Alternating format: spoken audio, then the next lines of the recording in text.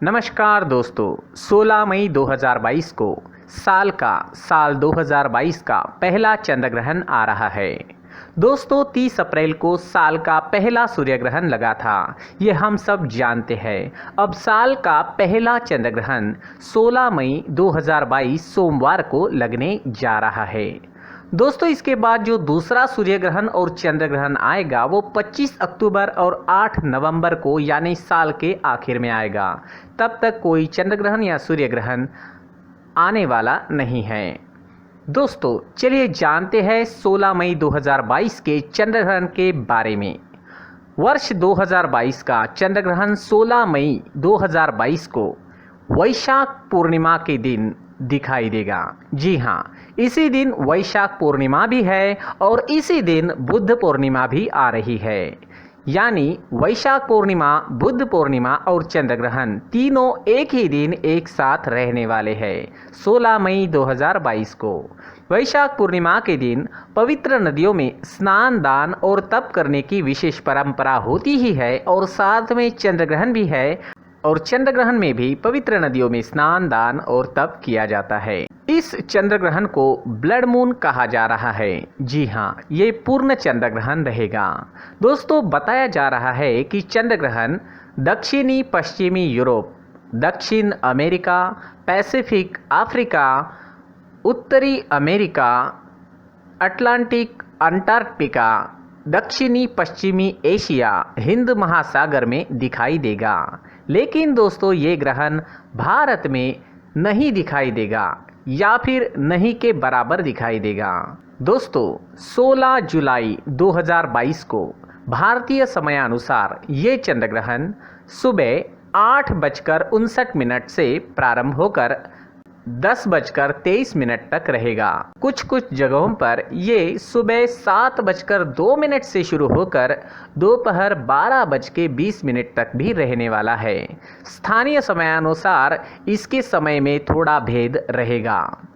दोस्तों चलिए जानते हैं सूतक काल के बारे में। भारत में इस ग्रहण का सूतक काल मान्य नहीं है। जी हाँ, क्योंकि ये ग्रहण भारत में नहीं दिखाई देगा, परंतु हाँ दिखाई देगा वहाँ चंद्र ग्रहण के प्रारंभ होने के 9 घंटे पूर्व सूतक काल प्रारंभ हो जाएगा, जहाँ ये चंद्र ग्रहण दिखाई देगा। ग्रहण में लगने वाला सूतक काल एक अशुभ अवधि होती है जो ग्रहण से पूर्व लगता है और ग्रहण समाप्ति के साथ ही खत्म हो जाता है। क्यों होता है चंद्र ग्रहण? क्या ये आप जानते हैं दोस्तों? सूर्य और चंद्रमा के बीच में जब धरती आ जाती है तब धरती की छाया चंद्रमा पर पड़ती है, इसे हम चंद्र ग्रहण कहते हैं। दोस्तों वैदिक पंचांग की गणना के अनुसार साल का ये चंद्र ग्रहण, साल 2022 का ये चंद्र ग्रहण 16 मई को वृश्चिक राशि में लगने जा रहा है। जी हाँ, ये चंद्र ग्रहण वृश्चिक राशि में लगेगा और विशाखा नक्षत्र में लगेगा। सारी के सारी 12 राशियों में से मेष, सिंह और धनु राशि के जातकों पर इस ग्रहण का प्रभाव काफ़ी ज़्यादा सकारात्मक पड़ेगा। जी हाँ, ये 3 राशियां हैं दोस्तों, मेष, सिंह और धनु। इन 3 राशियों पर यह ग्रहण बहुत अच्छा प्रभाव छोड़ेगा। तो दोस्तों इस तरह साल 2022 का पहला चंद्र ग्रहण रहने वाला है।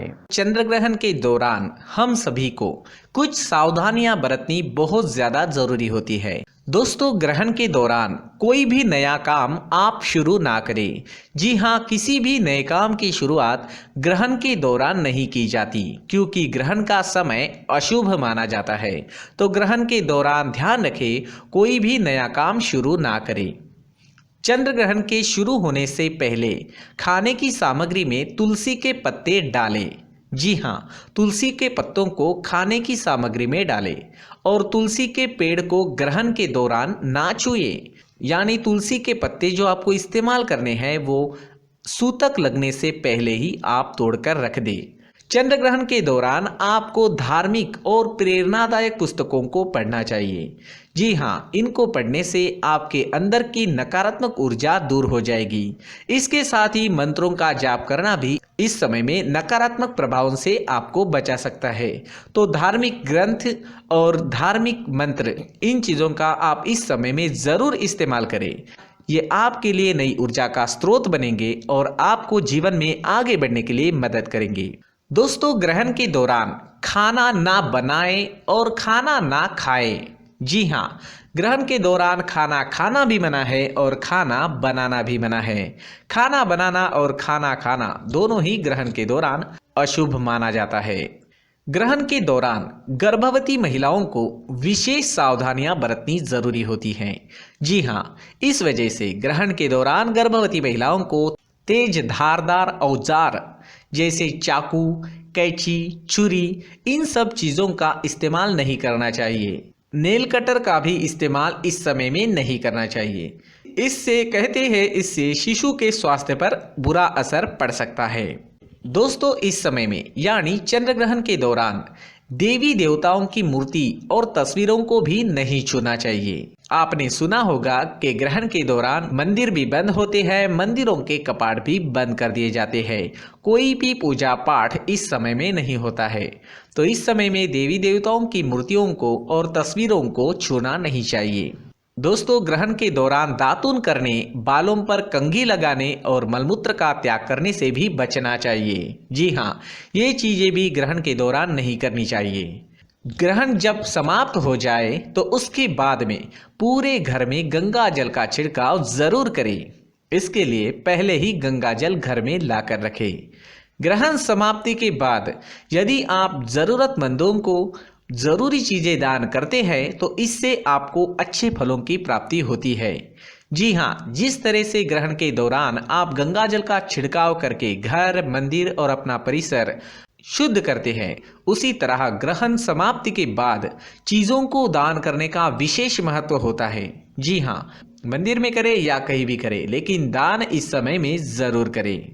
दोस्तों, ग्रहण के दौरान आप जिस भगवान की पूजा करते हैं उस भगवान के मंत्र का जाप जरूर करें।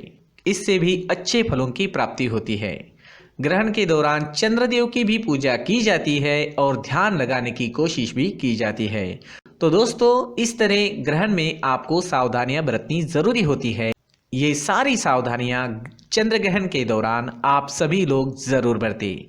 दोस्तों, अब जानते हैं चंद्र ग्रहण पूर्णिमा के दिन क्यों पड़ता है। जैसे कि हम सब जानते हैं, सूर्य ग्रहण पड़ता है अमावस्या के दिन और चंद्र ग्रहण पड़ता है पूर्णिमा के दिन। लेकिन दोस्तों, हर पूर्णिमा को चंद्र ग्रहण नहीं पड़ता। इसका भी एक कारण है, जो है पृथ्वी की कक्षा पर चंद्रमा की कक्षा का झुके होना। यह झुकाव तकरीबन 5 डिग्री का है, इसलिए हर बार चंद्रमा पृथ्वी की छाया में प्रवेश नहीं कर पाता है, उसके ऊपर या नीचे से निकल जाता है। यही बात सूर्य ग्रहण के लिए भी सच है। सूर्य ग्रहण हमेशा अमावस्या के दिन होता है, क्योंकि चंद्रमा का आकार पृथ्वी के आकार के मुकाबले लगभग 4 गुना कम है। इसकी छाया पृथ्वी पर छोटी आकार की बढ़ती है, इसलिए पूर्णता की स्थिति में सूर्य ग्रहण पृथ्वी के एक छोटे से हिस्से से ही देखा जा सकता है। लेकिन चंद्र ग्रहण की स्थिति में धरती की जो छाया है वो चंद्रमा के मुकाबले काफ़ी बड़ी होती है, लिहाजा इससे गुजरने में चंद्रमा को ज़्यादा वक्त लगता है। इसलिए चंद्र ग्रहण लंबा होता है। सूर्य ग्रहण के दौरान चंद्रमा की छाया जो है वो पृथ्वी पर पड़ती है, वही चंद्र ग्रहण के समय पृथ्वी की छाया चंद्रमा पर पड़ती है। जैसे कि मैंने बताया है, जब सूर्य और चंद्रमा के बीच पृथ्वी आ जाती है तो सूर्य की पूरी रोशनी चंद्रमा पर नहीं पड़ पाती। इसे चंद्र ग्रहण कहते हैं। जब सूर्य, पृथ्वी और चंद्रमा एक सरल रेखा में होते हैं तो चंद्र ग्रहण की स्थिति होती है। चंद्र ग्रहण हमेशा पूर्णिमा के रात में ही होता है। एक साल में अधिकतम 3 बार पृथ्वी के उपछाया से चंद्रमा गुजरता है, तभी चंद्र ग्रहण लगता है। सूर्य ग्रहण की तरह ही चंद्र ग्रहण भी आंशिक और पूर्ण हो सकता है।